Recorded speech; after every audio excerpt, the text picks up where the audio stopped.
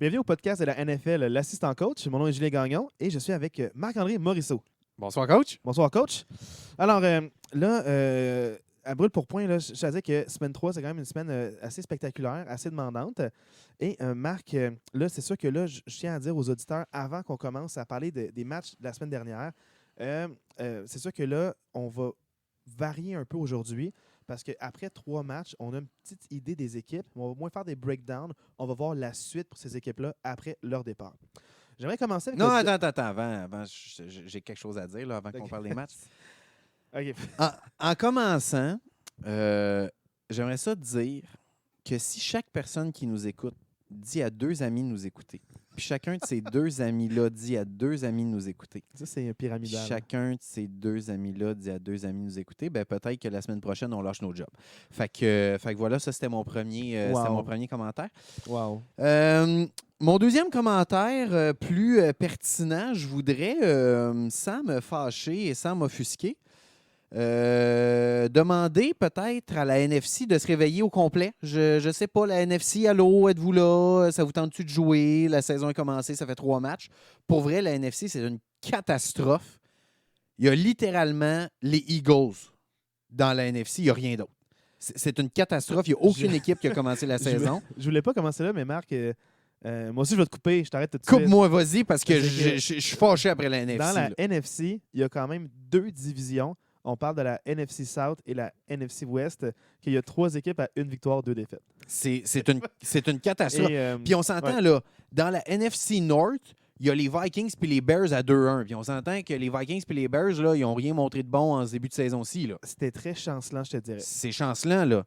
Fait que, non, moi, je t'avoue que je suis c'est ça, la NFC, il est temps que ça se réveille parce que ça dort au gaz. Ça joue gros, mais en fait, là, parlant de NFC, justement, là, Oui, on commence ton avec nombre de ça. matchs, tu avais à écouter un match de division, un match de la NFC, justement. On t'a demandé le match, les Cowboys contre les Giants. Alors, je tiens à dire que les Cowboys ont gagné 23-16 contre les Giants. Marc, l'assistant coach qui fait son petit devoir de match, qu'est-ce que tu tiens de ce match-là? La première chose que je veux dire, c'est que sincèrement, je ne suis pas gâté dans les matchs que j'ai à regarder. J'ai l'impression que depuis le début de la saison, c'est tout le temps des matchs somnifères. Je t'en ai parlé un peu avant qu'on enregistre. Sincèrement, c'est comme la première fois, là, on est à la semaine 3, c'est la première fois que j'ai pas grand-chose à dire sur mon devoir de match, dans le sens que ni l'une ni l'autre des équipes m'a étonné, mais ni l'une ni l'autre des équipes m'a déçu non plus, dans le sens que si je regarde Dallas, il y a une bonne défensive. Si je regarde les Giants, il y a une bonne défensive. Tu sais, les deux, ils ont joué avec leur défensive. À l'attaque, Daniel Jones, c'est un bon petit corps arrière. Tu sais, il n'est pas exceptionnel. Il fait le travail. Saquon Barkley est vraiment très, très bon. C'est vraiment la pierre d'assise de cette attaque-là. Sauf que moi, c'est sûr que si j'ai une bonne défensive contre les Giants, je mets tout contre la course. J'ai l'impression... Daniel Jones, avec les armes qu'il a comme receveur en ce moment, me battra pas par la passe. Mais les Cowboys, tu parles de bonne défensive. Là, les deux, dans le fond, qui ressortent, là, j'en parlais un peu la semaine dernière, mais c'est Micah Parsons et Trayvon Diggs. Oui. J'ai failli dire son Stéphane, frère. oui, c'est ça. Mais non, Trayvon Diggs. Dans le fond, là, c'est ça que là, Micah Parsons, il était incertain pour le match. Je pense qu'il y a eu un usage. Là, moi, j'ai vu juste la première moitié. Puis j'ai vu, dans le fond, un usage là, qui était comme peut-être moins grand. Il sortait plus en moment clé de comme 3e et long pour être sûr d'avoir un bon pass rush. Donc, comment tu as trouvé ce match-là de manière d'usage de ce joueur-là? Est-ce que tu trouves ça intelligent? L'ont-tu bien utilisé? Est-ce que son influence a paru? Quand tu as regardé le match, est-ce que ces 2 noms-là ont sorti ou toi, tu as remarqué quelqu'un d'autre en défense? Bien, en fait, c'est sûr que Trevon Diggs, il est exceptionnel. En défensive, là, c'est vraiment le joueur pour moi des Cowboys qui a ressorti. C'est lui qui a eu, à la fin, c'est lui qui a eu l'interception pour sceller le match. Tu sais, il a eu un très bon match. Pour moi, c'est lui qui ressort. Pour Parsons, moi, je pense que faut regarder plus large, puis on peut peut-être en parler tout de suite parce que, bon, c'est arrivé dans quelques matchs par rapport à des blessures cette semaine. Je pense qu'on ne peut pas faire autrement qu'en parler. Moi, Parsons, cette semaine, je le mets un peu l'équivalent de David Bakhtiari avec les Packers. Que David Bakhtiari, c'est le left guard d'Aaron Rodgers avec les Packers. Ça fait 1 an et demi qu'il n'a pas joué. Il y a eu une opération dans le genou. Puis, c'était son premier match en fin de semaine. Puis les Packers ont fait exactement la même chose avec Bakhtiari que les Cowboys avec Parsons. Ce que ça veut dire, c'est qu'il y Un avait petit usage progressif un usage progressif, puis il y avait de un nombre répétition. de répétitions maximum qu'il voulait atteindre dans le match. Fait que pour moi, ça, c'est ce que j'appelle une gestion saine de joueurs vedettes. De joueurs qui font une différence, c'est des gars qui sont blessés. Je comprends que l'athlète veut jouer. On ne pourra jamais enlever ça à un athlète. L'athlète veut être sur le terrain, l'athlète veut jouer. Sauf que, d'un autre côté, il faut que tu penses plus loin que le match qui est là. Il faut que tu penses au reste de la saison. Puis il faut aussi que tu penses Ouais. à la suite de la carrière et de la vie de cette personne-là. Je Parce vais que ça faire, reste que c'est je fais mon devoir là, d'animateur. Puis Oui. tout de suite, j'aimerais te ramener assistant coach. Là. Oui. Là, tu penses une grande envolée lyrique, mais Cowboys Giants. Oui. Qu'est-ce que tu en as pensé de ce match-là? Parce que dans le fond, tu me Mais- parlais de. Oui, mais Sean, Parsons, Les dans le blessures, on va en parler. Oui, là, on va en en parle, parler, mais mais t'ouvres un sujet que je sais pas, ça prend combien de temps. oui, c'est ça. OK. J'aimerais ça, dans le fond, juste qu'on termine sur les Giants Cowboys. OK. Parce que on parle pas souvent de Daniel Jones, mais c'est quand même sa 4e année. Donc, dans le fond, à sa première année, il a remplacé Eli Manning sur une décision controversée qui mettait fin à la séquence de match d'Eli Manning. C'était très émotif. C'était un peu comme pas des conditions gagnantes pour faire son premier match dans la NFL. Ça fait 2 ans qu'il y a eu 2 années de misère avec beaucoup d'instabilité. Mais là, c'est sa 3e année comme partant. Tu dis qu'avec les armes qu'il y a, mais comment tu as trouvé l'attaque ou est-ce que tu le trouvais calme, patient? Il était très, très calme, à la limite trop patient. Trop souvent, j'ai trouvé qu'il gardait le ballon trop longtemps. Bon, on peut peut-être dire qu'il n'y avait pas nécessairement d'option, mais débarrasser du ballon, je ne l'ai trouvé pas assez contrôle de ce match-là. Je ne sentais pas que c'était lui qui menait la barque de cette équipe-là. Comme en 2022, tu sais, on s'en parlait là, dernièrement quand on parlait d'Aaron Rodgers, que les époques changent. Tu sais, quand on parlait du GOAT, là, je ne me souviens plus dans quel épisode. Mais en 2022, il faut que ça passe par le corps arrière. Puis en ce moment, les Giants, ça passe par leur running back. Ce qui est pas nécessairement mauvais, il est vraiment bon. Sauf que je pense que ça ne sera pas assez pour que les Giants aient une bonne saison. Penses-tu que avec un nouvel entraîneur-chef, peut-être qu'on lui force une progression pour dire on ne veut pas d'erreur, donc ce jeu-là est planifié pour tel joueur. Et si ça ne marche pas, voici ton dépanneur. Est-ce que tu penses qu'il y a moins la liberté de lancer où il veut ou de tenter des passes plus risquées avec des joueurs de talent? Parce qu'il y a quand même il y a une blessure à Sterling Shepard, Ouais. mais il y a quand même des bons tight ends aussi là, en ce moment avec les Giants. Donc, est-ce que tu penses que peut-être est-ce que tu penses que c'est peut-être une restriction de la part du nouvel entraîneur-chef? Peut-être, mais d'un autre côté, si c'était ça, il ne garderait pas le ballon trop longtemps parce que ça serait, je regarde ma première option, je regarde ma deuxième option, je me débarrasse du ballon. Puis là, c'est arrivé souvent qu'il a gardé le ballon longtemps. Fait que je suis pas certain que c'est ça parce que pour moi, un carrière qui garde le ballon longtemps, c'est qu'il va aller regarder à sa 3e, 4e, 5e option, puis à un moment donné, il n'y a plus de temps. Fait que je suis pas certain que c'est ça. Parce que si ça avait été ça, c'est que j'aurais vu un gars se débarrasser du ballon souvent, mais c'est pas ce que j'ai vu dans ce match-là. Okay. Puis si je peux faire des parallèles avec d'autres équipes qu'on a vues dans les saisons dernières, comme par exemple la Caroline qui commence 3-0, puis ensuite ils perdent tous leurs matchs, ou même mais tous leurs matchs, 7 de suite pour faire 3-7. Est-ce que tu penses que les Giants, ils vont avoir une série de défaites ou tu penses qu'ils vont retrouver la victoire rapidement, de la manière qu'ils jouent en ce moment? De la manière qu'ils jouent, ben honnêtement, j'ai pas regardé. Donne-moi 2 secondes, je vais regarder leurs cédules qui s'en viennent. Parce que pour moi, je ne pense pas que les Giants vont compétitionner pour une place en série. Je suis honnête avec toi. Je ne pense pas qu'ils ont démontré. En tout cas, dans le match que j'ai vu hier, ils ne m'ont pas démontré que c'était une équipe qui allait participer aux séries. La semaine prochaine, c'est contre les Bears. Contre les Bears, pour vrai, ça va être un bon match. C'est 2 équipes. Puis d'ailleurs, c'est dans les matchs que j'ai à surveiller la semaine prochaine. C'est 2 équipes qui sont sur papier pas très bonnes, mais qui sont quand même à 2-1. Après ça, Green Bay, moi je pense que Green Bay va battre les Giants. Baltimore risque de les battre. Jacksonville risque de les battre. Fait que, ça les mettrait à 3-4. Ça les mettrait à 3-4. Fait que, pour moi, c'est une équipe qui va se retrouver autour de 500. Ça va être un match en haut, un match en bas, je ne le sais pas. Mais d'après moi, les Giants vont finir autour de 500 leur saison. Là. Puis aussi, là, pour les gens qui regardent peut-être juste les statistiques, là, les stats qui ne démontrent pas un peu là, ce qui s'est passé durant le match, à la fin du 2e quart, là, je veux faire parler avec les Cowboys, parce que les Giants, là, ça va être un peu coup-ci, coup-ça, une saison proche de 500. Je leur souhaite quand même, c'est déjà mieux que par le passé. Mais pour les Cowboys, là, il y a le remplacement. Dak Prescott est blessé. Il y a Cooper Rush. Je me demandais, peux-tu le surveiller, ce joueur-là?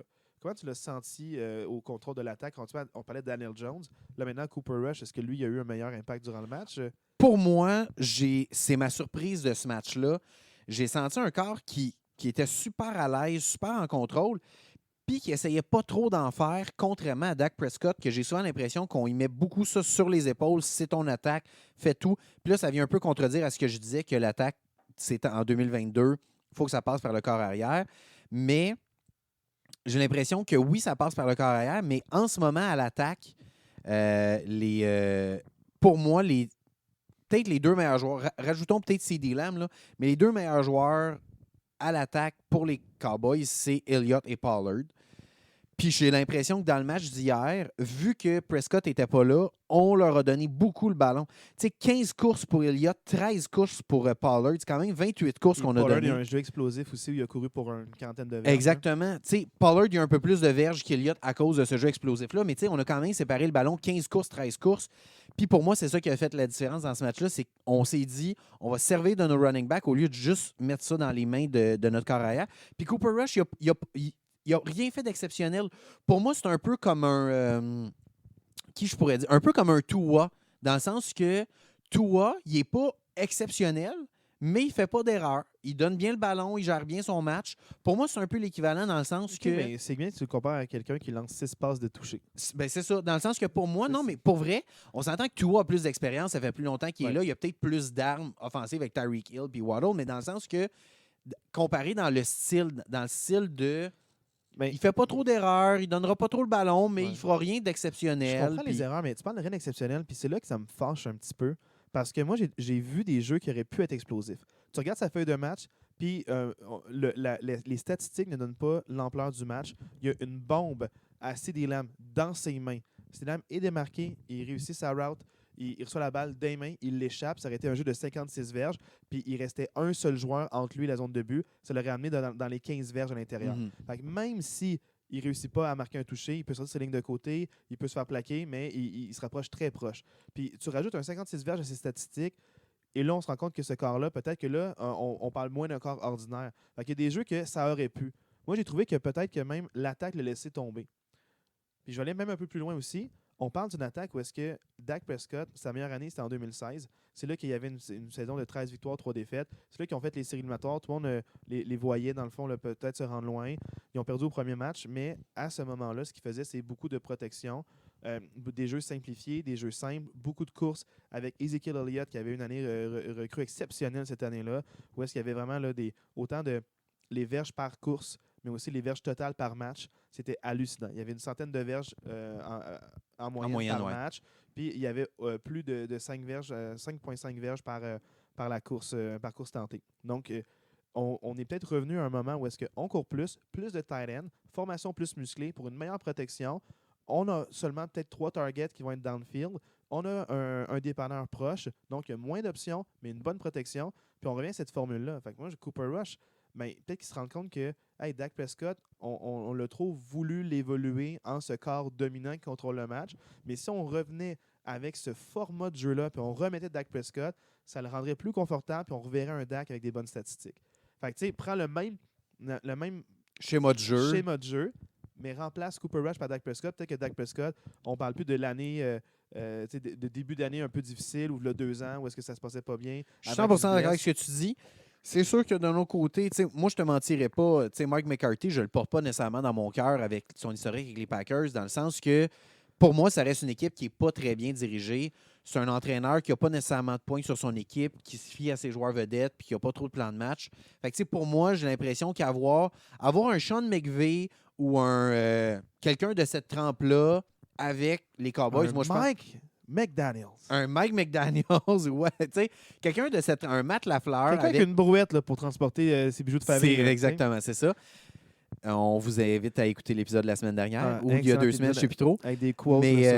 Mais oui, moi j'ai l'impression que les Cowboys pourraient faire quelque chose, mais avec Mike McCarthy, je ne pense pas que cette équipe-là peut vraiment compétitionner. Peut-être qu'ils vont faire les séries, mais je pense pas qu'ils peuvent faire grand-chose de OK. plus. Là. Mais je te remercie pour ton analyse. Merci à toi, tu as bien complété. Assistant coach. Mais c'est parce que je complète quand je vois la moitié d'un match avant de me coucher. Oui, voilà, c'est bien. Mais j'ai vu les highlights à la deuxième demi. J'ai pas vu la fin quand c'était explosif. Je me suis couché, c'était 6-3. J'étais comme, quel match dominant défensivement et des attaques timides. Ça me donne tout le temps des matchs que c'est 6-3 qui n'ont aucun touché. La semaine passée, les Saints puis les Bucks, c'est la même affaire. Regarde, la semaine prochaine, là, le match que tu vas écouter, commence à l'écouter au troisième quart. Bon, on enchaîne avec mon devoir de match. J'avais Chiefs-Colts. Ça, j'ai hâte que tu me parles de ce match-là. Les Colts qui gagnent 20-17 contre les Chiefs. En fait, ce match-là était beaucoup plus important pour les Colts que pour les Chiefs, je veux te dire. Mais de ce que j'ai remarqué, c'est vraiment les erreurs des Chiefs qui ont coûté le match. Parce que oui, les Colts étaient très bons défensivement, sont super bons, ils ont fait des bons ajouts avec Stephon Gilmore aussi, donc qui vient compléter cette escouade-là défensive excellente déjà. Ils sont capables d'arrêter le jeu au sol. Ils sont capables aussi là, de faire des gros jeux sur des receveurs de passe. Mais tu vois qu'il y avait les mains baladeuses. En début de saison, ça peut marcher, mais en série éliminatoire, des fois, les arbitres ils se disent non, ça passe pas. Puis si ça passe pas, les Chiefs traversent les Colts. La défensive des Colts est dominante, mais l'attaque était peu inspirante. Ça marchait pas. Là. La première séquence à l'attaque des Colts, je pense qu'ils s'arrêtent après 4 jeux. Là. Je pense qu'ils ont même pas. Je pense qu'ils ont un premier essai puis ils n'en ont pas eu un deuxième. Je ne me rappelle pas exactement, là, mais ça s'est terminé après 1 minute 13. Là. C'est vraiment rapide. Ils bottent le ballon, cafouillage des Chiefs. Dans le fond, ça glisse sur le bras, dans le fond, du retourneur. Les Colts reprennent possession du ballon à la ligne de 15. Et là, dans le fond, c'est une sphère de 15 verges. Il y a eu 2 pénalités appelées aussi sur les Chiefs durant cette séquence-là, dont une à la ligne des buts sur Travis Kelce, qui aurait marqué un touché si jamais il n'y avait pas eu un holding contre lui. Travis Kelce qui est rendu pour les Colts? Non, merde, je me trompe de moment marquant. Je parlais de défensive avec oui, les mêmes baladeuses. Elle me suit. J'ai fait un time-lapse. Non, je vais revenir. Les Colts, dans le fond, les Colts ils ont appris de leurs erreurs. Ils n'ont pas fait 4 passes au goal line. Oui, c'est ils ça. ont couru. Il y a eu des holdings. Il y a eu aussi un false start. Donc, ça a fait qu'il y a 2 pénalités coûteuses qui ont redonné des chances aux Colts. Ils ont marqué un touché assez facilement. Ça a été 7-0 longtemps. Et là, c'est ça aussi qui se passe, c'est que les Chiefs, ils ont eu des bonnes séquences où ils avançaient sur le terrain, ils ont fait beaucoup de verges, mais il y avait de la misère à justement rentrer dans la zone de début. D'où le jeu que je parlais tout à l'heure, là, que là, je prenais un peu d'avance dans mes idées, où est-ce que Travis Kelce aurait marqué un touché, mais il y a un holding sur lui. Puis si c'était pas du holding, ben, il marquait un touché facile. Ils ont marqué plus tard sur la même séquence, mais tu vois que les Colts, ils jouaient beaucoup sur la limite, ils voulaient les arrêter. Et c'est pas les Chiefs qui ont été comme vraiment, je dirais, exposés. Là. Il n'y a pas comme de schéma qu'on fait « Ah, on peut répéter cette recette-là ». C'est beaucoup d'erreurs des Chiefs. Un botté manqué, un extra point manqué, un retour de punt manqué. Puis ça les a mis vraiment dans l'eau chaude, mettons. Ce que je comprends là, de ce que tu dis, c'est que leur botteur, Harrison Butker, qui n'était pas là, ça a fait mal. Là. Ah oui, ça a vraiment fait mal pour ce match-là. Le remplaçant n'aide pas du tout. Ça les a mis vraiment là, dans l'eau chaude. Et moi, ce que je remarque, c'est que les Chiefs, cette défaite-là, n'est pas grave. Ils ont 2-1, ils vont avoir d'autres séquences. Il n'y a aucune vraiment équipe qui se dit « je veux avoir une saison parfaite ». Ils veulent se rendre en série éliminatoire puis ensuite gagner le match. Pour les Colts, par contre, je m'inquiète énormément. Là, ils sont 1-1-1 et ça va leur prendre des séquences de victoire, mais je ne sais pas s'ils vont être capables d'avoir des séquences de victoire parce que justement, ils vont affronter des équipes quand même, j'ai vu le calendrier là, hier, là, assez relevé, ce qui s'en vient. Et le problème, c'est l'attaque peu inspirante. Ils n'ont pas d'identité. Ils courent moins bien que le ballon. On dirait qu'ils savent comment Jonathan Taylor va attaquer les lignes de côté. Ils ont beaucoup de footage de l'an passé. Il a énormément couru. Je ne sais pas si parce que l'an passé, il a trop couru, là, à ce moment-là, ils se sont dit peut-être que son corps il ne peut pas suivre une deuxième saison avec autant de répétitions. Ils ont Nyheim Hines il a été sous-utilisé, mais c'est un joueur extrêmement explosif. Souvent, il était là comme deuxième porteur de ballon, mais il était là plus comme bloqueur ou comme decoy. Vraiment, là, je trouve qu'ils ne l'ont pas assez impliqué. Pour moi, les Colts, je trouve que c'est pas inspirant, mais la défensive pourrait voler des matchs. Mais les Chiefs, je ne suis pas inquiet pour eux. Là, ils vont avoir une super belle saison. OK, parfait. Fait que ça nous indique un peu que ce qu'on se disait avant de partir le podcast, qu'il ne faut pas nécessairement se fier aux années précédentes. Non. Il y avait beaucoup de hype autour des Colts par rapport à ce qui s'était fait dans les années précédentes. Ils disaient, si on fait ça avec Carson Wentz, ils vont sûrement réussir à faire mieux avec Matt Ryan. Mais là, on regarde ce qui se passe cette année, puis ce qui se passe avec Carson Wentz à Washington. Exact. Faut pas trop se fier aux années C'était la passées. tête Faut de se fier. Ouais, c'est ça. C'était lui qui avait remplacé pendant 1 an, donc il était facilement éjectable. C'était la tête de Turc. Dans le fond, c'est lui le bouc émissaire pour les défaites de l'an passé. Mais c'est pas juste de sa faute là, ce qui s'est passé. Parce que là, on voit un peu que peut-être qu'il manque de créativité au niveau de comment on exploite les coureurs. Peut-être c'est la ligne à l'attaque qui était un petit peu plus faible l'an passé, mais ça marchait pas. Là. Ça marchait pas l'an passé. Ils n'ont pas fait les séries éliminatoires, ils se sont écroulés contre Jacksonville. Mais Jacksonville, c'est le même groupe de joueurs que l'an passé, Mhm. avec un bon entraîneur-chef qui est remplacé, Doug Peterson qui a gagné On le en Super Bowl reparle il y a pas quand si on va longtemps. arriver au match de Jacksonville. Browns 29-17. Pas grand-chose à dire. Non, Les Browns là, gagnent 29 moi, contre les Steelers. j'ai hypé ça, moi, ces réseaux sociaux, là. Ouais, mais c'est parce que moi, là, je veux faire un peu de pouce par rapport aux Colts. Les Colts, ils ont un. Dans le fond, là, la cause là, pour laquelle ils vont récolter des fonds puis aussi sensibiliser cette année. Chaque équipe a souvent une cause. Là. Des fois, c'est le cancer, des fois, c'est par rapport aux familles, des fois, c'est par rapport aux denrées non périssables, donner de la nourriture pour contrer un peu la famine. Ou, ben, je dis la famine, mais les gens qui souffrent de malnutrition.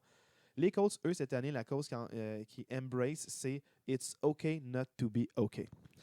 And you know what? It's okay for the Steelers not to be okay. Non. Les Steelers ont joui de plusieurs années de luxe avec des fiches gagnantes ou des fiches à 500. Et cette année, ils vont pas bien, puis c'est correct. OK? Toutes les équipes passent par là. Les Bears, ça fait plusieurs années qu'ils sont saison de misère. Les Lions, plusieurs saisons de misère. Les Vikings, plusieurs saisons décevantes avec beaucoup de possibilités et ça marche pas. Les Saints, pareil. It's okay not to be okay. Je suis un fan, je suis un partisan. Ça fait mal de voir une défaite comme ça ou ça fait mal de perdre contre les Browns. Ça me fait mal de me faire perdre par la course où est-ce que la ligne défensive se fait traverser par Nick Chubb et Kareem Hunt. Ça me fait mal au cœur. Pas juste Moi, de j'en perdre. ai vu là, du football. Là. J'ai vu les défensives des années 70. J'ai vu les défensives des années 80. Mais j'ai jamais vu une performance défensive Oh my God. aussi pathétique. Non. Les Steelers C'est ont- une blague, c'est une Non, non, blague ils ont par eu rapport des- à ton speech de la semaine Je 1. sais, mais les Steelers, dans le fond, c'est que on sait qu'avec la blessure à TJ Watt, ça affaiblit beaucoup la ligne défensive. Il y a des remplaçants qui jouent très bien, comme Ice Smith, vraiment là, exceptionnel. C'est lui le meneur au niveau des sacs. Il y en a 4,5 après 3 matchs. Donc, il y a des bons remplacements, mais Mike Tomlin l'a dit en entrevue cette semaine, it's a winning business. Donc, dans le fond, il ne va pas se consoler avec des « Ah, mais tel joueur a bien fait. Pickens a un super beau catch spectaculaire. » L'important, c'est de gagner, puis on va célébrer les victoires, peu importe la manière que ça arrive. Beau, pas beau, par 1 point, par 30 points. L'important, c'est de gagner. Puis si on perd, la dernière affaire que lui veut faire, c'est dire « Ah, mais ça s'est bien passé, ça s'est bien passé. » Donc, un peu comme Mike Tomlin, moi, je ne vais pas trouver des excuses ou dire « Ah, mais il y a ça qui marche bien. » Je suis pas en train de dire. L'important, c'est qu'il doit y avoir des changements. Il y a beaucoup de joueurs qui appellent à Matt Canada. Il y en a beaucoup il y a un peu là, les partisans qui insistent pour changer Pékin. Pour changer Ouais, pour t'en es Pickett. où, toi, par rapport à ton évaluation Je des fais- corps arrière? Je fais confiance à Mike Tomlin. C'est lui qui est là-dedans dans la chambre des joueurs. Moi, j'ai plus d'opinion là-dessus. Je vais célébrer le corps arrière qui est sur le terrain. Si c'est Trubisky, il y a une raison pourquoi il ne change pas. Peut-être c'est pour le protéger, la jeune recrue, parce que peut-être qu'ils n'ont pas la ligne à l'attaque ou le coordonnateur pour le faire rayonner. Peut-être qu'il veut vraiment, regarde, prends 1 an, là, c'est une transition. 1 an pour apprendre. Un an pour apprendre. Tu vas avoir de toutes les couleurs durant une saison. On va Comme voir plusieurs un peu. bons corps arrière ont fait en passant. Ah oui, là, comme pendant Patrick 1 an ou Mahomes, 2. pendant 1 an, il a Exact. regardé. Jordan Love, il est encore en train de regarder. Fait que bientôt, Marc, tu vas pouvoir nous parler à quel point tu l'aimes, ce joueur-là. Mais bref, il y a beaucoup de corps arrière qui ils ont pris 1 année, même 2, des fois 3, par rapport, dans le fond, à prendre un peu des aisances. Là. C'est sûr qu'avec les contrats, la manière que c'est fait maintenant, les corps arrière sont payés extrêmement cher.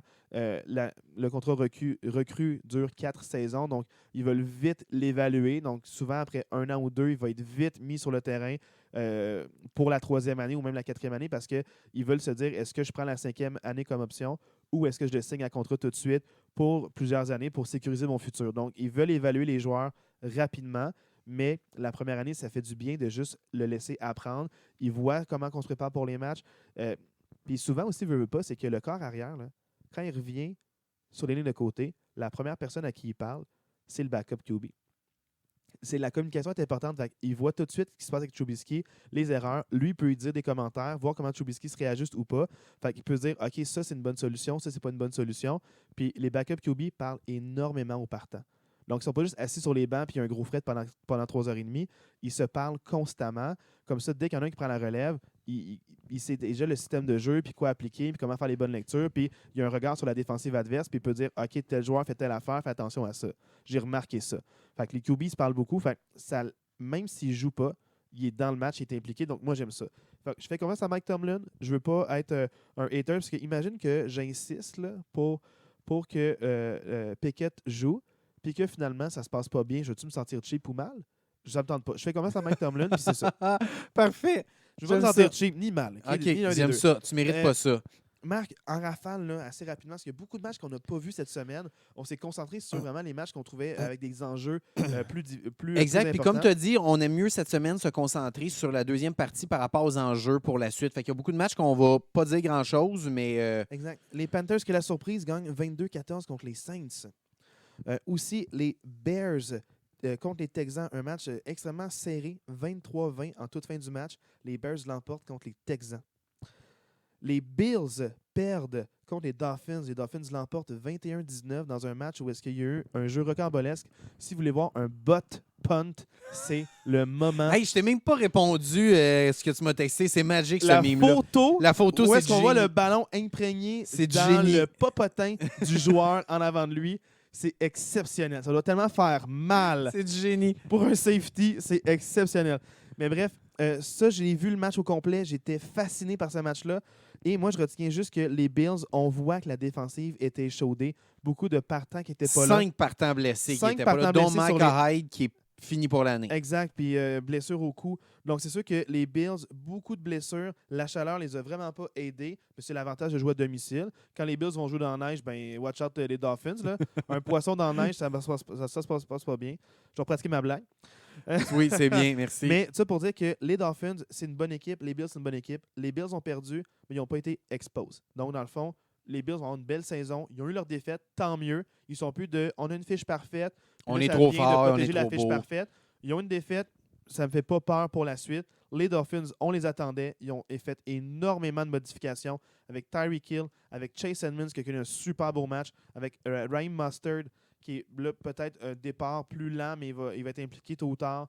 Leur nouvel entraîneur-chef, Mike McDaniels. Donc, pour moi, les Dolphins, on savait qu'elle allait être bon. Super beau match. C'était spectaculaire à regarder. Puis le butt punt, allez voir sur YouTube. Moi, je veux juste rajouter quelque chose. Je t'avais parlé des Bills. Est-ce que tu te souviens ce que je t'avais dit par rapport à ma crainte des Bills cette année? Par rapport au jeu de course, ils n'ont pas encouru. Hein? Singletary, 9 courses, 13 verges dans ce match-là. Et Moss, qui est le deuxième running back, 4 courses pour 46 verges, dont une de 49. Donc, si tu enlèves 7 courses de 49 verges-là, il y a 3 courses pour moins 3 verges. Puis Singletary a 9 courses pour 13 verges. Je le sais que je suis fatiguant avec ça, mais pour moi, Buffalo contre des bonnes équipes. S'ils n'ont pas de jeu au sol, ils ne seront pas aussi dominants qu'ils sont supposés l'être, tant et aussi longtemps qu'ils ne régleront pas ça. C'est ce qui peut les arrêter. Oui. Les Vikings l'emportent. Oh, attends. Tu veux-tu rentrer dans la commotion de Tua ou non? On rentre pas là-dedans. Ben, je vais en parler un peu après. OK, après? Je vais faire un gros lot sur les blessés après. Parfait, OK, Ouais. c'est beau. Donc, dans le fond, les Vikings gagnent 28-24 à la toute fin du match. Ils l'emportent contre les Lions qui ont échappé l'avance. Je suis déçu des Lions. Sincèrement, c'est un match dans la division des Packers. Je suis déçu des Lions. J'aurais aimé ça. Je suis très hype envers les Lions. Je suis déçu. Moi, là, je trouve que c'est plus un apprentissage de l'entraîneur-chef. Il va juste apprendre à peut-être être moins Il l'a émotif, reconnu prendre le après meilleur. le match. Il l'a reconnu après le match. Le que- botté, c'était très risqué. Punt, joue la sécurité. Tu as une bonne défensive qui peut faire des stops, reculer au lieu d'en donner un court terrain. Mais c'est ça, c'est juste c'est l'apprentissage. Puis tu sais quoi? Ben, tant mieux s'il apprend. Puis l'équipe, en fait, comme il reconnaît son erreur, l'équipe, je pense qu'elle est inspirée. Ils sont comme, OK, notre head coach, il est imputable de ses actions. S'il merde, il nous le dit en pleine face. Fait que c'est un gars humble, c'est un gars direct, puis il a le respect de ses joueurs. Il l'a pas perdu hier. Ben hier. Avant-hier. Ouais, c'est ça. Avant-hier, il l'a pas perdu. Les Ravens qui l'emportent 37-26 contre les Patriots. Mac Jones blessé, out pour la saison. Donc, désolé pour les Patriots qui pensaient peut-être être contenders, ça se passera pas. Les Bengals gagnent 27-12 contre les Jets. Les Titans l'emportent 24-22 et tiennent leur avance contre les Raiders d'Oakland qui portent leur fiche des Raiders à 0 victoire, 3 défaites. J'aime que tu penses que les Raiders sont encore à Oakland. Ça explique peut-être habitude. pourquoi ils sont à 0-3. Viva Las Vegas. Je vous annonce officiellement que la première équipe éliminée de la saison 2022 de la NFL, ce sont les Raiders de Las Vegas. C'est pas les Jets? Ce ne sont pas les Jets parce qu'ils ont une victoire. Hey, les 58, les Jets ont été éliminés les premiers. 58. Meilleure Mais statistique. je vous annonce aujourd'hui que les Raiders ne feront pas les séries. Wow. Faudrait qu'ils gagnent 10 de leurs 14 derniers matchs dans la AFC en jouant contre toutes les bonnes équipes que je ne repasserai pas. Il n'y a aucune chance que les Raiders fassent ça. Non, ça n'arrivera pas. Les Titans, je l'avais dit, pour moi, c'est un match plus important la semaine passée, dans le podcast la semaine passée. C'est un match plus important pour les Raiders que pour les Titans. Les Titans qui gagnent se gardent dans la course pour cette division-là. Les Raiders, on oublie ça, c'est terminé. La différence dans ce match-là, j'en avais parlé la semaine passée pour les Titans, qu'il fallait qu'ils impliquent leurs meilleurs joueurs. Derrick Henry. Derrick Henry, 20 courses, 85 verges, 1 touché, puis il a aussi rajouté 5 attrapés pour 58 verges. Et je parlais de Robert Woods la semaine passée. Robert Woods, 85 verges par la passe. La différence, c'est là. Si on va de l'autre côté, les Raiders, leurs deux meilleurs joueurs aux Raiders, c'est Davante Adams puis Darren Waller. Waller, 22 verges. Adams, 36 verges. Tu ne gagneras pas de match si tes deux meilleurs joueurs ils ont ensemble 50 verges, c'est sûr et certain. En plus, tu as deux joueurs excellents pour se démarquer et attraper des balles contestées. Ils sont grands, ils sont rapides les deux. Darren Waller, il est pas. Darren Waller lance le ballon Il est pas 7 couvrable. pieds en haut, puis il n'y a pas un Non. demi-défensif qui va le couvrir. Même s'il est couvert par deux joueurs. Il va attraper le ballon. Puis Davante Adams, c'est un des, sinon le meilleur receveur de la Ligue. Ça se peut pas que tu lui donnes pas plus de chance. Puis c'est redondant depuis le début de la saison. Encore là. une fois, il n'implique pas le jeu au sol aussi. Les Raiders, ils ont Josh Jacobs, puis ils l'ont pas impliqué vraiment dans le match. Là. Il n'y a pas beaucoup de courses. Non. Je pense qu'il y a comme 10 ou 11 courses là, seulement. Fait que je ne marche pas. sais pas. La fin de la saison, je ne sais pas ça va ressembler à quoi pour les Raiders. Ils finiront pas 0-17. Là. Ils vont sûrement finir autour de 500 quand même. Ça risque de se replacer. Mais il faut qu'ils impliquent leurs meilleurs joueurs. Waller et Adams, il faut qu'ensemble, ils aillent pas loin de 100 verges les deux dans chaque match. Là. Chacun. Chacun, exact. Exactement, Oui. Les Eagles qui gagnent 24-8 contre les Commanders. Sans trop m'étendre sur ce match-là, je pense que ça prouve vraiment que Philadelphie, en ce moment, c'est l'équipe à battre dans la NFC. Washington avait eu des gros matchs à l'attaque dans leurs deux premiers matchs. Ils ont complètement été neutralisés par la défensive de Philadelphie. Slay pour les Eagles, il est excellent. C'est vraiment... la défensive des Eagles a été excellente, mais l'attaque a continué de produire. Pour moi, les Eagles, c'est l'équipe à battre dans la NFC en ce moment. Moi, je ne suis pas inquiet pour les Commanders, même s'ils ont une victoire, deux défaites. Ils vont avoir des victoires, mais ils ont juste affronté des plus forts que eux pour l'instant, pour aujourd'hui. Mais ça a été une autre équipe, il aurait pu être 2-1. Commanders, ils ont quand même été capables de revenir dans le match, même s'il n'y a pas beaucoup de points. Ils ont quand même eu de la résilience, ils ont été capables de marquer un touché en fin de match, donc chapeau à eux. Les Jaguars gagnent 38-10 contre les Chargers. J'ai pas vu ce match-là, mais 38-10, Jaguars-Chargers. C'est le match de la fin de semaine. C'est Hallucinant. le match de la fin de semaine. C'est le statement de la fin de semaine. Jacksonville, tantôt, on parlait de ne pas se fier aux années passées. Ne vous fiez pas aux années passées pour Jacksonville. Cette équipe-là, je vous annonce en primeur aujourd'hui, je vous ai annoncé que la première équipe qui était éliminée, c'était les Raiders de Las Vegas. Mais je vous annonce aujourd'hui que les Jaguars de Jacksonville feront les séries éliminatoires cette année, mesdames et messieurs. J'espère que tu les notes, hein, parce que dans quelques mois, je veux qu'on en reparle. Je veux qu'on garde. Je me prends une note ici, OK? Je me prends une note ici, Prends-toi vous une me le note, là. rappellerez. Ouais. Las Vegas out, Jacksonville in. C'est noté ici. On reviendra là-dessus. Jacksonville, c'est incroyable. Et en plus, je ne sais même plus ça finit combien. là. C'est un blowout. 38-10. Ils ont scoré 38 points et ils ont eu 2 field goals à l'intérieur de la ligne de 5. Donc, ça aurait encore pu être encore un plus gros score que ça parce qu'ils ont été arrêtés 2 fois à l'intérieur de la ligne de 5. Pour moi, c'est un statement win. Jacksonville, Ouais, mais qu'est-ce qui change pour les Jaguars? Tu dis, fiez-vous pas l'an passé. C'est quoi la grande différence? la entre grande l'an différence, passé? c'est le coach. Ouais. C'est plate ce que je veux dire. Il n'y a pas eu beaucoup de changements. Il y a Christian Kirk qui est arrivé comme receveur, mais à part ça, il n'y a pas eu énormément de changements. La défensive de Jacksonville a éclaté l'attaque des Chargers. là. L'attaque des Chargers n'a rien fait. On en parlait avant de commencer le podcast. Pour moi, Herbert n'aurait jamais dû commencer ce match-là. Ah, les blessures, on en parle. On le voyait, là. On le voyait qu'il n'était pas à l'aise, il n'était pas confortable. Et non seulement Herbert a joué blessé, mais ce match-là va être coûteux pour les Chargers parce que il ils ont perdu leur garde à gauche, puis ils ont perdu Bosa aussi en défensive. C'est une défaite qui va laisser des traces chez les Chargers, d'après moi. Puis c'est une victoire pour les Jaguars qui vont pouvoir se ramener à ce match-là puis dire, OK, là on a quelque chose là, ici. James Robinson, ce running back-là, top 5 dans la ligue, il est exceptionnel, ce gars-là. Ouais, puis je pense que les Jaguars, avec cette victoire-là, vont peut-être mettre un peu tout le monde là, en niveau d'alerte pour dire, OK, là, cette année, c'est plus une victoire facile contre Jacksonville. Il faut jouer parce que ils vont être redoutables. Donc, c'est sûr que là, dans le fond, toi, tu penses que les Chargers, malgré la division, ils vont en arracher? Moi, je pense que cette défaite-là, avec les blessés qu'ils ont, ça va leur faire mal. Parce que là, juste, je fais une parenthèse avant de parler des autres matchs. Les Chargers à une victoire, 2 défaites. Ouais.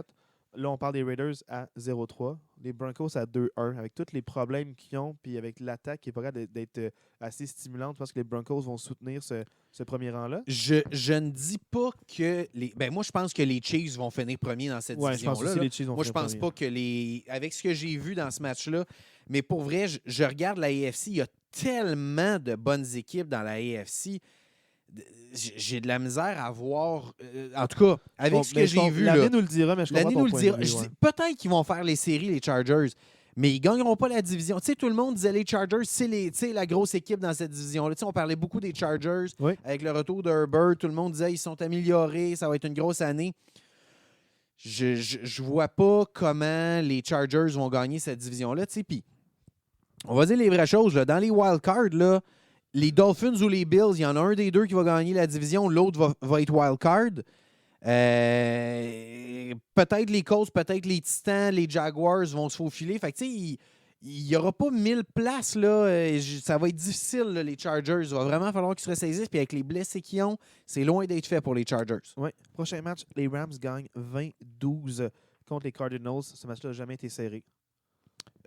Peu impressionné par ces deux équipes-là. Honnêtement, là, autant les Rams qui auraient pu mettre le match hors de portée plus tôt que l'attaque, ça ne pogne pas cette année, l'attaque des Rams. Le gâteau, il ne lève pas.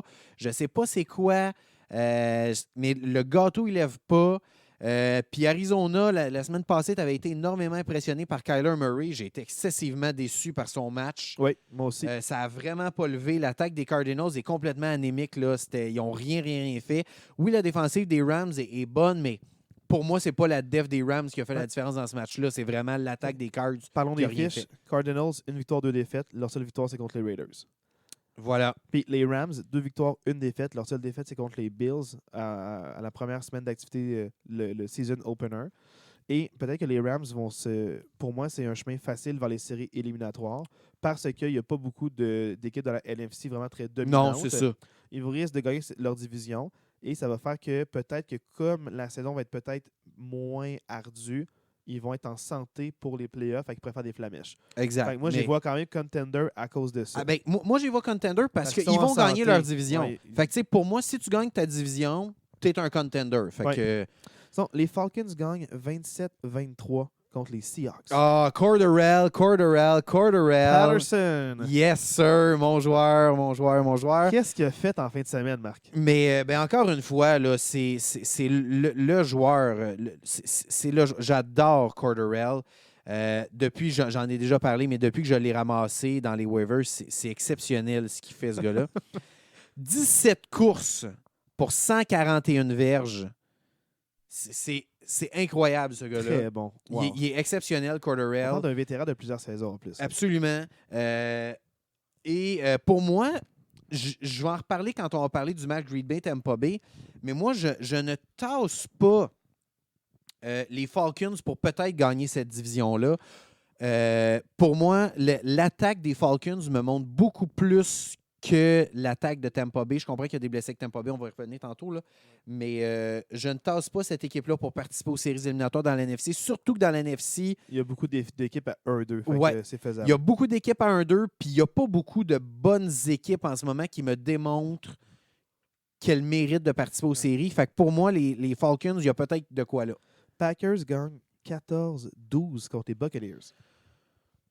Hey, c'est mon équipe, là, mais j'ai pas été impressionné par les Packers non plus. Là, honnêtement, c'était pas un grand match, là, sérieusement. Pour cette semaine, j'ai la même opinion que pour les Rams. Ouais, je suis pas impressionné par ni l'une ni l'autre des deux équipes. Green Bay était en plein contrôle de ce match-là. Les 2 premières drives à l'attaque, des 12 jeux, 14 jeux, 2 touchés. La 3e drive à l'attaque, il arrive à la porte des buts. Aaron Jones fait un échappé.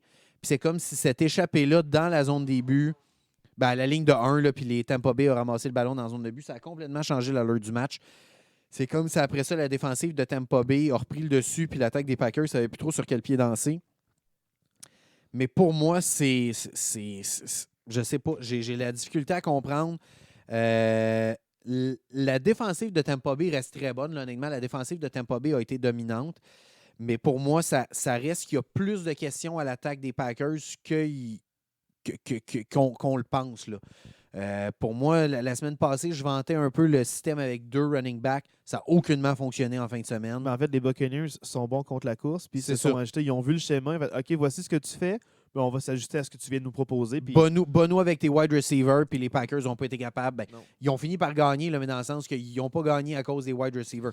Romeo tout à Doubs fait. a eu un gros match, mais c'est pas les wide receivers qui sont venus là-dedans. C'est sûr que Tampa Bay manquait leurs 3 meilleurs receveurs, Evans, Godwin puis Julio Jones.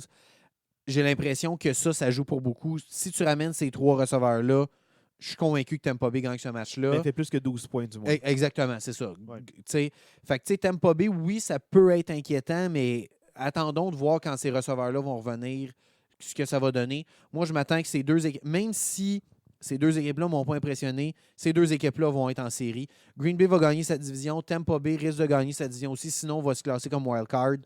Mais Marc, j'aimerais te rassurer en citant Mike Tomlin. Oui. It's a business of winning. Oui, c'est ça. Ils ont gagné. Ça pourrait faire le tiebreaker pour une place à domicile dans un match éliminatoire plutôt que de visiter. Exactement. Ou pour la première seed. Ou pour la deuxième. première place. Pour moi, le match qui risque de décider le premier seed dans la NFC va se jouer la semaine 12. Ça va être le match entre Philadelphie et les Packers.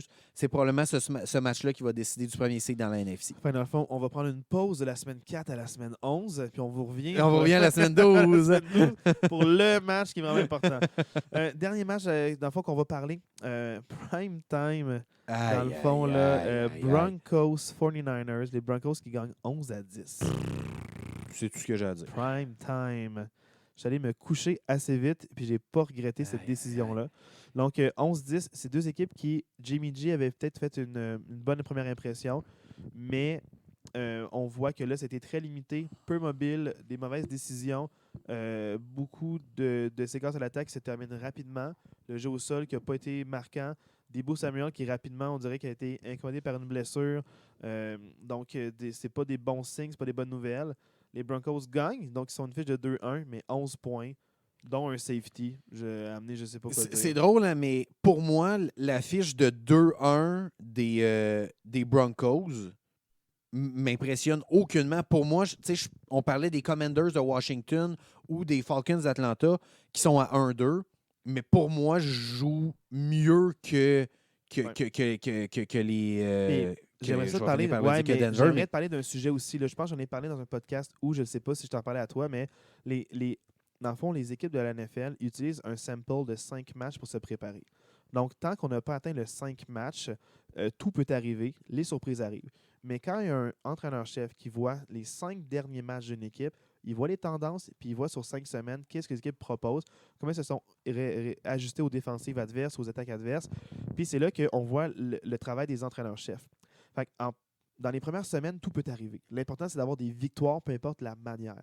Puis d'avoir une bonne fiche pour rester dans ces fiches-là, puis rester dans les places en série éliminatoire. Donc, l'important, c'est les 5 premiers matchs, va chercher le plus de victoires possible, puis ensuite, le reste, c'est la profondeur et ton head coach. Puis tu te réajustes. Puis là, c'est là qu'on voit les équipes qui se réajustent. Donc, début de saison, ça peut être encourageant ou décourageant, mais c'est sûr que quand on va avoir le 4e et le 5e match, le quart de la saison va avoir été fait. Et aussi, c'est là qu'on va voir les équipes qui ont vraiment « voici ce que j'ai à me proposer ». On peut voir le livre de jeu. Puis là, c'est aux entraîneurs-chefs d'augmenter le livre de jeu, changer les jeux, se réajuster pour toujours garder les défensives adverses au qui-vive. Donc, c'est là qu'on va voir le travail vraiment des entraîneurs-chefs pour la suite de la saison. Voilà, je suis 100% d'accord, mais... Mais tu n'as pas être d'accord ou pas d'accord. Les entraîneurs utilisent 5 matchs. Oui, c'est ça, exact. Non, mais ce que je veux dire, c'est que pour moi, il en demeure pas moins que Russell Wilson, oui, il s'en tire avec une fiche de 2-1 après 3 semaines, mais il n'y a rien. sais, on peut parler de la défensive là, qui est quand même pas pire, mais pour Denver, pour moi, Certain qui est excellent. oui, exact, mais pour moi, il n'y a pas grand-chose d'encourageant du côté de Denver, là, des Broncos dans ce début de saison-là. Je veux qu'on parle, là, semaine 3 était vraiment là, beaucoup de blessures. Oui. Beaucoup de blessures, d'impact, pas d'impact. On parlait des Bills avec 5 partants en défense qui sont pas là pour le match. Mais moi, ce qui me retient l'attention, c'est la gestion des blessures. On parlait de la gestion de Micah Parsons, que j'ai trouvé excellent de la part des Cowboys. Tu parlais un peu du retour aussi au jeu. Là, c'est un peu différent. C'est pas une blessure qu'on manage, même si le joueur n'est pas à 100%. C'est un joueur qui revient au jeu, a besoin de répétition, besoin de volume. Mais là, on parle de Tua qui se fait pousser sur un jeu gratuit. J'ai pas aimé les Bills là-dessus. Ça a été une pénalité par rapport au fait que le jeu est fini et il pousse le corps par en arrière. Ouais. Tua tombe par en arrière, la tête avec un effet d'espèce de levier, Effet catapulte, touche le sol et il y a une commotion. Il se lève ébranlé et il passe sur les lignes de côté un tout petit peu moins que 28 minutes seulement. Puis, normalement, les commotions, ça peut prendre jusqu'à une demi-heure avant l'apparition des premiers symptômes. Au début, tu te sens bien, puis là, c'est après que tous les symptômes arrivent. Puis juste, je te coupe, là, mais juste pour dire, pour ceux qui ne l'ont pas vu, c'était clair qu'il était shaké. Là. Il n'était pas capable de se tenir debout. Là. Quand il s'est relevé, il a fallu qu'il y ait du monde qui l'aide parce qu'il dansait. Là. Il dansait pas de musique là, quand il s'est relevé. Là. Puis, ce que j'aime pas, c'est le fait que là, tu as une excellente fiche, tu as une bonne équipe. Tu as un corps qui est en place, qui est bon, qui est talentueux. Il vient de faire 6 passes de toucher le match la semaine d'avant. On peut-tu le protéger sa saison? En tant que fan, moi, si je regarde ça d'un point de vue égoïste, puis même aussi d'un point de vue pragmatique, je me dis 2 choses. Autant pour Justin Herbert, qui n'aurait jamais dû jouer ce match-là par rapport à ses côtes, c'est que d'un point de vue égoïste, je me dis, ben, je veux que mon équipe gagne. Fait que j'aimerais ça qu'on risque de compromettre un match pour être sûr que dans 2 semaines, dans 3 semaines, ils reviennent à 100% et qu'on termine la saison. Parce qu'on ne veut pas gaspiller une saison pour des joueurs. Parce que d'une saison à l'autre, avec les contrats, avec les gens qui bougent, avec les gens qui deviennent plus vieux, les risques de d'autres blessures, 53 joueurs, il s'en passe des choses dans une saison. Tu ne veux pas gaspiller une année. D'un point de vue égoïste pour les joueurs, tu ne veux pas gaspiller ton année. Puis d'un point de vue partisan, ben, tu veux voir tes meilleurs joueurs sur le terrain, mais pas à n'importe quel prix non plus. Parce que ça va te coûter plus de games que peut-être le match que Tua vient de gagner. Peut-être que ça va leur coûter au bout de la ligne, peut-être 3-4 matchs qu'il ne pourra pas jouer parce qu'il y aurait une commotion, puis il l'a aggravé en jouant. Fait, c'est ça que j'ai un peu de misère avec Justin Herbert qui joue, avec Tua qui a une commotion. Là, c'est des joueurs vedettes, des joueurs étoiles. La victoire passe par eux. S'ils ne sont pas là, oublie ça le Super Bowl. Là. Ben, moi, ça m'amène sur 2 choses. Premièrement, tu parles de Herbert. Je veux juste dire que avoir été Herbert, je suis pas certain que j'aurais accepté de recevoir une injection dans mes côtes. J'aurais eu peur de me faire perforer un poumon. Surtout par ce médecin-là. Exactement, parce que c'est le même médecin qui l'a performé. Ceux qui savent. Pour ce qui est de Tua, pour moi, ça reste que... moi, mon malaise avec tout ça, c'est qu'à la fin du match, ce qu'on nous dit, c'est que Tua, il a pu retourner dans le match parce que c'était pas une commotion, c'était une blessure au dos. Moi, pour moi, c'est le plus gros des malaises, c'est ça. C'est un mensonge. Dans le sens qu'à la limite, dis-moi, il est passé par le protocole des commotions. Selon notre protocole, il était correct. Il a pu revenir au jeu. Dis-moi pas, il est blessé au dos. On l'a tous vu qu'il n'était pas capable de se relever, qu'il n'était pas capable de rester debout. Prendre pas pour des caves, là. Dans le sens que... Puis, dans le fond, c'est parce que je comprends le joueur de vouloir jouer. Je comprends ses coéquipiers de se dire on a une meilleure chance de gagner avec lui sur le terrain. Mais en tant que coach, puis en tant qu'adulte responsable, parce que tu es un adulte responsable à la base. En tant que médecin aussi, il y a des médecins qui sont là. Le médecin, ta priorité, en fait, ta seule priorité, c'est la santé de ton patient, de tes joueurs dans cette équipe-là. Mais c'est pour ça qu'il y a des équipes qui gèrent mieux que d'autres. On parle des Cowboys, on parle aussi des Giants, gèrent bien leurs blessures là, par le passé. Là, je ne veux pas trop m'étaler là-dessus, mais ils gèrent bien leurs blessures. Les Steelers aussi, là, quand il y a un blessé, là, tu vois que Mike Tomlin, il dit « Moi, je suis un père, puis je ne voudrais pas que mon fils joue de même, fait que je te sors. Puis je te pense pour toi à long terme. » Ils ont fait ça avec TJ Watt aussi, quand il était blessé par les saisons passées. Il manquait des demi-matchs. Ils ont fait « Non, tu ne reviens pas. J'ai besoin de toi la semaine prochaine. » Fait que pour l'instant, tu as eu un impact dans le match, mais je te laisse les de côté. Fait qu'il y a beaucoup de matchs qui étaient sortis puis ils ne terminaient pas les matchs. Ils ne revenaient même pas pour un snap ou deux. Ils ne revenaient pas. Fait que là, c'est sûr que le joueur, Justin Herbert, il se dit « OK, fais-moi la piqûre puis je vais jouer. » Mais tu nuis à ton équipe. À être sur le terrain, tu te dis « Ah, je les aide parce que je suis le meilleur joueur. » Mais tu n'es pas à 100%. Je préfère avoir un backup à 100% que n'importe qui d'autre blessé. Là, que ce soit toi, que ce soit Mahomes, un joueur étoile qui est blessé, je ne le veux pas sur le terrain. Je Ben, regarde ça dépend quelle blessure, mais Attends, pour mais vrai, Marc, Herbert, on l'a vu dans le match en fin de semaine, là, clairement, il n'était pas apte non, il était pas apte. pour jouer. Mais Là. mettons, là, moi, je me rappelle, là, il y a quelques années, là, Big Ben se blesse. OK? Puis là, dans le fond, c'est la chaise musicale des remplaçants. Il y a un gars qui s'appelait Doc Hodges. Peut-être que le nom te dit rien. Ça me OK? dit que dalle. Mais Mason Rudolph, ça marche pas bien. Il y a l'altercation avec. Il se fait donner un coup de casque. Lui aussi, il pousse Mason Rudolph. Doc Hodges embarque. Il gagne un match. Là, tout le monde est comme, ah, c'est qui ce remplaçant-là qui gagne un match? C'est comme le 3e QB. Même le 4e qu'on pourrait dire, parce que cette année-là, on a échangé notre 3e QB à une autre équipe. Enfin, dans le fond, c'est notre 4e QB de cette équipe-là. Il gagne un match, c'est qui lui? Là, on apprend qu'il a gagné un concours national d'appeler les canards. Là, les partisans des Steelers arrivent dans le stade avec des coins-coins, des chapeaux de canard. Ils se déguisent, ils gagnent un 2e match. La folie, la sensation. Puis là, tu sais quoi? Il y a un 3e match, encore plus de produits dérivés là, des Steelers. Puis là, il y a un 3e match, puis ils gagnent. Puis après ça, tu sais quoi? Il a été exécrable. Les équipes ont vu ce qu'il y avait à offrir. Les Steelers ont gagné en bien l'encadrant. Le plan de match a été comme vu par les autres équipes, se sont ajustés. N'importe quel backup peut te gagner 1, 2 ou même 3 matchs, puis après tomber dans l'oubli absolu. Le temps que les autres équipes voient les tendances. Exact. C'est peut-être ça qui va se passer pour Cooper Rush, mais au moins, il gagne des matchs. Fait qu'il donne des matchs, fait qu'il donne du temps pour dire prends le temps de guérir Dak, on n'est pas pressé. Mais tu sais quoi, peut-être que Justin Herbert, peut-être qu'il se dit hey, j'ai peur parce que peut-être que mon remplaçant, je sais qu'il est bon. C'est ça qui m'est arrivé. Poumon perforé pour Tyrod Taylor, j'embarque sur le terrain, puis je barre out, je reste sur le terrain. Peut-être que c'est ça, il a peur de perdre sa place, peut-être qu'il veut que son équipe gagne, mais moi je d'un point de vue pas. de l'entraîneur, c'est ça, moi je ne blâme pas l'athlète. Je comprends que l'athlète veut être là, mais comme entraîneur puis comme médecin, moi c'est eux que je blâme. Faut que tu penses, puis vois ça comme un management. Tu acceptes de peut-être perdre un match pour en gagner d'autres au bout de la ligne, puis gaspille pas une année. Il n'y a rien de pire que ton corps se blesse, puis tu sais que tu n'as plus de chance de gagner. On s'entend qu'une blessure au côte, là, Herbert, là, il y aurait pas un sac ou peu importe que... Ça te perfore un poumon, ou il y a un organe qui est endommagé, puis tu es rendu avec une hémorragie interne, avec en tout cas, peu importe ce qui peut se passer. Peu importe, dans le sens que c'est une blessure qui peut clairement être aggravée. Même chose pour la commotion à toi. C'est pas une blessure que tu dis, OK, ben il n'est pas à 100%, mais c'est quelque chose qui risque pas de s'aggraver. Clairement, c'est des blessures qui n'auraient pas dû... Les médecins n'auraient jamais dû laisser ces deux gars-là retourner sur le terrain. Il y a quelques années aussi, la NFL qui se fait poursuivre pour les commotions cérébrales. Il y a plein d'athlètes qui meurent de plein de complications au cerveau à l'âge de 42 ans, 38 ans, 50 ans. Beaucoup d'athlètes qui sont retrouvés morts parce que dans le fond, on se rend compte que à cause de trop de commotions cérébrales, ben, ils ont eu des problèmes au cerveau puis ça a créé un AVC ou un œdème aussi puis ça.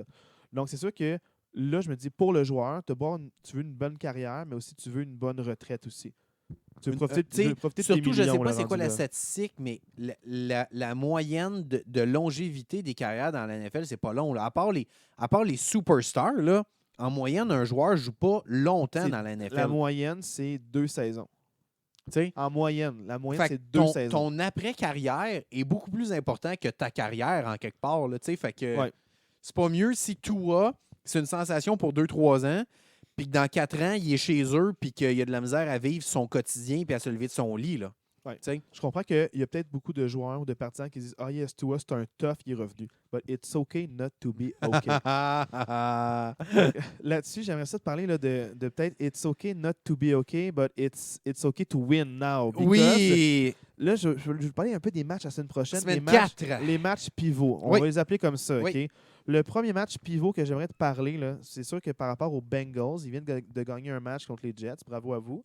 Mais là, ils affrontent les Dolphins. Oui, je l'avais. Les Bengals pourraient se retrouver 1-3 et là, ça serait pas mal terminé en pour les Thursday Bengals. Night, en plus, prime time, jeudi On soir. va le savoir dès jeudi. Pour moi, ça reste un match à ne pas manquer. Je comprends que les Bengals sont très décevants depuis le début de la saison, mais ça reste quand même les finalistes du Super Bowl l'année passée.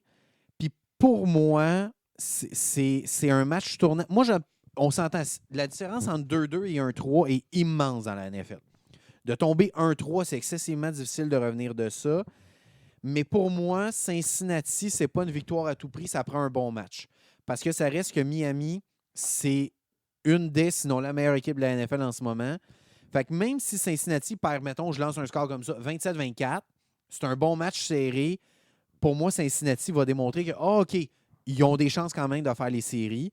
Mais si Cincinnati n'est pas dans le coup, pour moi, c'est terminé pour eux. Là. Puis juste pour faire du pouce, moi, c'est peu importe la manière, c'est la victoire à tout prix.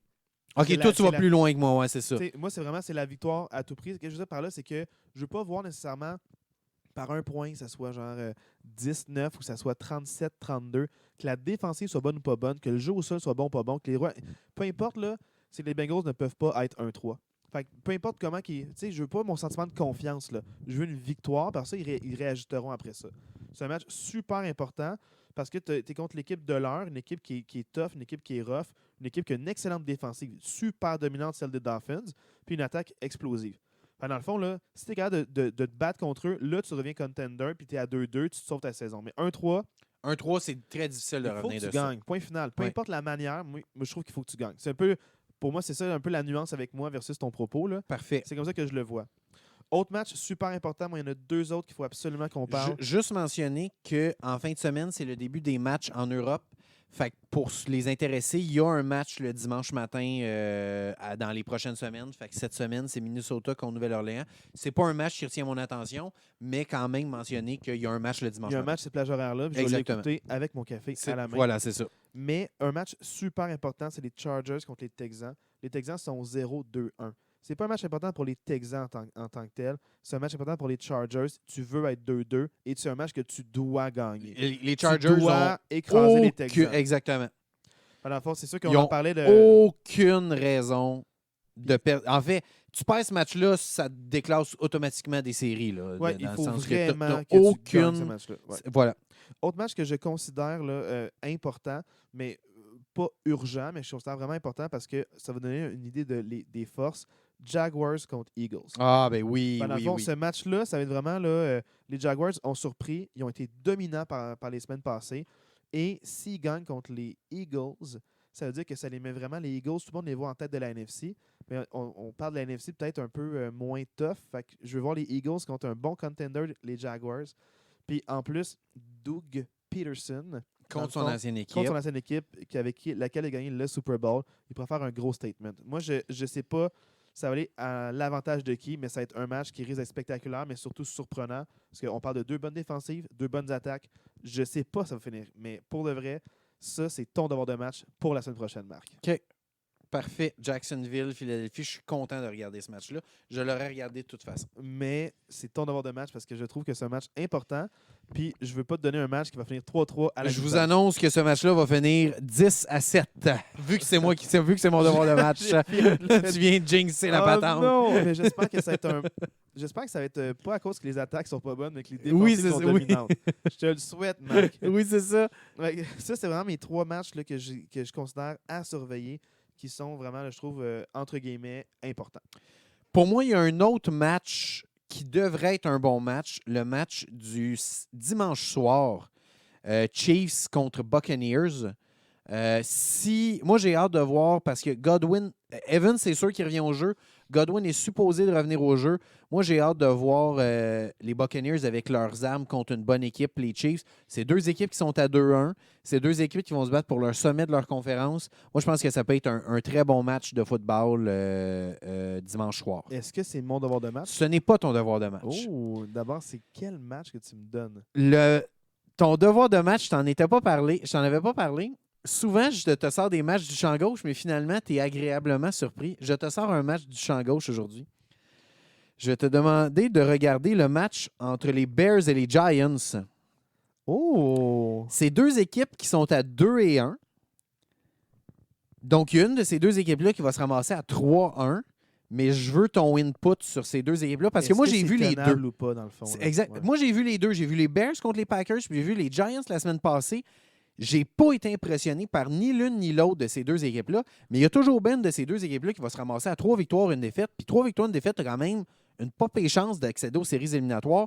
Moi, je vais avoir ton input sur ces 2 équipes-là parce que je suis un peu confus par tout ça. Je suis un peu étonné que c'est ça. Voilà. Fait que je veux ton input là-dessus. Parfait. Je vais regarder ça attentivement, puis je vais te dire un peu là, ce que j'en pense la semaine prochaine. Parfait. Super. Là, dans le fond, là, je ne veux pas trop me lancer dans les pronostics, mais j'ai un dernier sujet à te parler. Vas-y. OK? Là, tu sais, quand on parle de remplaçant qui peut te gagner des matchs. Oui. Est-ce que, dans le fond, tu sais, je te parle un peu de sujets comme ça, mais il y a des équipes qui sont en transition. des équipes qui ne sont pas en transition. Mais est-ce que tu penses que Cooper Rush, là, je n'en ai pas posé tantôt la question, mais je veux aborder le sujet un petit peu. Est-ce que tu penses que si tu es Dak Prescott, tu t'inquiètes? Ou c'est un peu comme un Doc Hodges où après 3 matchs and gone? Est-ce que Cooper Rush, tu penses qu'il a le talent pour rester ou pourrait peut-être être échangé puis peut-être que les Cowboys s'améliorent? Comment tu penses que les Cowboys devraient peut-être jouer ça? Moi, la dynamique à Dallas est quand même particulière, dans le sens que le propriétaire est très, très impliqué, très, très loquace.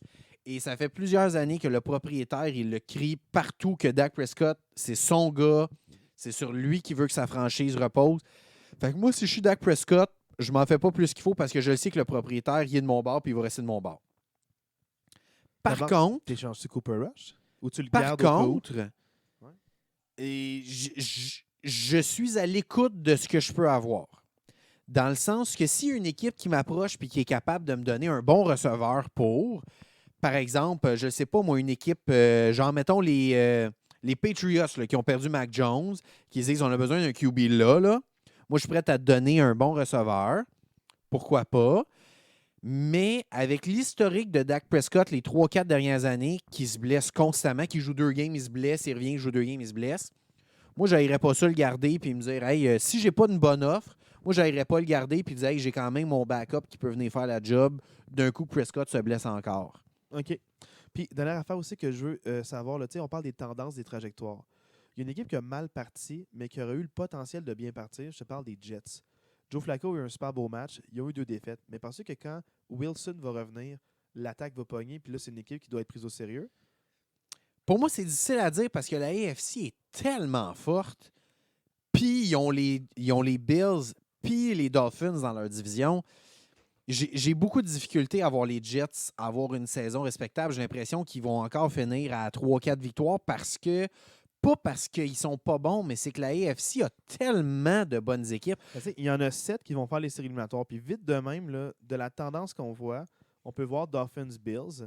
Le gagnant de la AFC North, sûrement Baltimore, ou si Deshaun Watson revient puis est bon, peut-être les Browns, une de ces deux-là. Peut-être même l'autre comme wild card, ça ferait déjà 4. C'est ça, exact. Fait que, Pour moi, Jacksonville, les Chiefs, il y en aurait une troisième peut-être, OK, les Colts ou les Titans. En tout Quand je cas, regarde la AFC, la AFC est jam-pack, là. Puis, C'est incroyable, là. puis je vois pas vraiment les... Tu sais, on dirait que je vois pas de place pour les Jets, mais ce qui pourrait surprendre comme les Bengals, mettons. Comme les Bengals de l'an passé, que là, on voit plus là. Parce que c'est pas le même 1-2, je trouve. C'est un 1-2 avec un backup. Puis quand ton vrai revient, il y avait des bonnes fiches l'an passé. Tu as une défensive qui est capable de faire des arrêts. C'est sûr, mais tu sais, en ce moment, juste son 1 et 2, puis il leur reste 2 matchs contre les Dolphins, 2 matchs contre les Bills. Je sais pas toi, mais moi, je les vois pas battre ni l'une ni l'autre de ces 2 équipes-là. Fait que juste là, ils sont déjà à 6 défaites. Ils en ont 2, tu en rajoutes 4, ils sont à 6 défaites. Et en tout cas, OK. je sais pas. Ils jouent contre les Packers, je les vois pas battre les Packers. Ils vont jouer contre Jacksonville, ils vont jouer contre Détroit. Moi, je les vois pas jouer pour 500, les Jets. Pas parce qu'ils ne sont... Moi, je pense que ça va... À la fin de la saison, là, moi, je pense que les Jets vont arriver dans leur bilan de fin de saison puis dire on progresse. Ouais. On s'en va dans la bonne direction. Mais On a fait des acquisitions. Mais moi, je ne les vois pas en série maintenant. Ils ne sont pas rendus là. Il y a trop de bonnes équipes dans la AFC, dont dans leur division, qu'il y a 2 équipes extraordinaires dans leur division. Moi, je pense qu'ils vont finir avec 4-5 victoires, mais ça va être une progression par rapport aux dernières saisons. Ouais. Hey, après 3 semaines, moi, je te dis, là, je suis quand même agréablement surpris. Je ne te l'ai pas demandé tantôt, mais as-tu passé une belle fin de semaine de football ou t'étais déçu? Ben, sérieusement, ça a été une belle fin de semaine de football, mais je suis déçu de la NFC. J'en ai parlé en ouverture. Les équipes de la NFC, il faut que ça se réveille. C'est que dans le fond, il n'y a pas vraiment de compétition pour les équipes qui sont déjà établies. C'est ça, dans le sens que pour vrai, les Eagles, ça va être haut la main leur division. Les Packers, ça va être haut la main leur division. Les Buccaneers, ça va être haut la main leur division. Les Rams, ça va être haut la main leur division. J'ai l'impression qu'on est à la semaine 3 et on a déjà les 3 gagnants de division parce que il y a comme pas de compétition. Puis ça va être une compétition de je suis moins poche que l'autre pour savoir ça va être qui les wildcards. Moi, c'est ça un peu mon bug. Ça va faire des matchs pas intéressants pour la semaine 1 c'est des ça. séries éliminatoires. Dans le fond. Ouais. Oui, je comprends. Parce que dans le fond, on dirait que les match-ups qui nous intéressent le plus, c'est tout le temps les match-ups de la AFC. La AFC. Moi, je regarde les match-ups que j'ai le goût de regarder. C'est C'est même AFC. parce que même des équipes avec des fiches perdantes qui sont spectaculaires à voir, même les matchs des Raiders, là, tout peut arriver, on dirait. Oui, c'est ça. Puis les matchs des Chargers aussi, tout peut arriver. Les Titans aussi, les Colts, on dirait, c'est comme ils ont le potentiel de peut-être, mais non. Tu sais, pour vrai, dans la NFC, à part les 4 équipes qui vont gagner leur division, selon moi, tu sais, les équipes que j'ai un peu de hype, c'est peut-être les Commanders, les Lions puis les Falcons. Mais tu sais, ces 3 équipes qui sont à 1-2, il y a peut-être une de ces 3 équipes, bien, fort probablement une de ces 3 équipes-là qui va se tailler une place comme wildcard. Mais pas les deux autres. Mais tu sais, ça reste que c'est pas des puissances, là, dans le sens que si ces équipes-là étaient dans AFC, probablement Mais- qu'on n'en parlerait même Mais pas. c'est pas des puissances à cause de l'historique des années passées. Mais quand tu regardes ce qu'ils nous offrent comme match, Oui, tu regardes, mettons, tu sais, les Giants qui sont forts en revirement, bonne défensive. Washington capable de mettre des points sur Ouais. la bande. La défensive, des fois, qui peut-être pas capable de faire Mhm. l'arrêt. Même chose pour les Lions. Ben, tu sais, Falcons, spectaculaire. Ils ont une jeune recrue. Là. J'oublie son nom, là, c'est Dalton ou. Dotson. Dotson, oui. Dodson, dans le fond, là, Le receveur. le receveur, là, qui je pense qu'il a été drafté, je pense, 8e choix total au repêchage, qui performe bien. Donc, les équipes, même si ne sont pas des bonnes fiches, ils font des flamèches. Donc, ça peut quand même être des matchs qui, quand la saison va avancer, c'est des équipes que c'est des matchs qui vont être Ça va être le surveiller fun plus à tard. regarder. Ouais, pour l'instant, je ne sais pas quoi en penser encore de ces équipes-là. L'échantillon est trop petit encore. Mhm. Comme un vrai coach, nous on est juste assistant coach, mais comme un vrai coach, on devrait avoir 5 matchs d'échantillon pour avoir. Voilà. On une va attendre après idée, la semaine 5. Oui, Après la c'est semaine ça. 5, on va vous dire là, comment ça se passe, ces Ouais. affaires-là. Mais tu sais, c'est ça, tu disais, on regarde plus les matchs de la AFC. Tu sais, je regarde, moi, les matchs qui me tentent en fin de semaine. Tu sais, on a parlé de quelques matchs, mais tu sais, moi, à part les matchs qu'on a parlé, les matchs qui me tentent en fin de semaine, j'ai mis un Astérix à côté de Buffalo-Baltimore, Tennessee-Indianapolis. Et tu sais, à part les matchs qu'on a parlé, puis même Denver-Las Vegas, pour moi, c'est des matchs à regarder. Tu sais, c'est tous des matchs de la AFC qui me tentent. Les matchs de la Ouais. NFC, tu sais, Washington-Dallas, ça me tente moyen de regarder. Tu sais, Minnesota-Nouvelle-Orléans, c'est sûr, je regarde pas ça. Tu sais, c'est comme tous des matchs que ça me tente moyen de regarder. Tu sais, Je comprends, mais je me demande. Arizona, Caroline. Non, ça Aïe, aïe, aïe. ça me tente pas de regarder ça pour l'instant. Tu sais, même Rams 49ers C'est- en Monday Night Football, c'est quand même une grosse affiche. Ouais. Je suis même pas sûr que ça me tente de regarder ça. Pas les 49ers actuels. Non, pas c'est les- ça. C'est pas l'équipe de Trey Lance, c'est pas l'équipe dynamique en attaque qu'on aurait pu voir. Non. C'est pas l'équipe avec Deebo Samuel en forme puis en santé qu'on voit, déjà une blessure qui le travaille. Donc, les Cards, je sais pas quoi en penser. Ils ont toujours eu des bonnes saisons au début d'année. Puis là, tout d'un Ça coup, finissait poète-poète, mais là, c'est poète-poète c'est au ça. début. À la fin, ça va-tu rester poète-poète? On ne sait pas. Capable du meilleur comme du pire. Hey, moi, je trouve ça quand même fascinant. Puis l'affaire qui est le fun, c'est que comme mes attentes pour les Steelers sont déjà réduites à 0 ou presque, je peux vraiment profiter de la NFL au sens large. Moi, je peux regarder là, avec un œil de fan et de partisan. Puis peu importe qui gagne ou qui perd, qui crée la surprise ou pas, je vais pouvoir apprécier ces matchs-là sans stress. Puis c'est peut-être un aspect positif à ton équipe qui perd.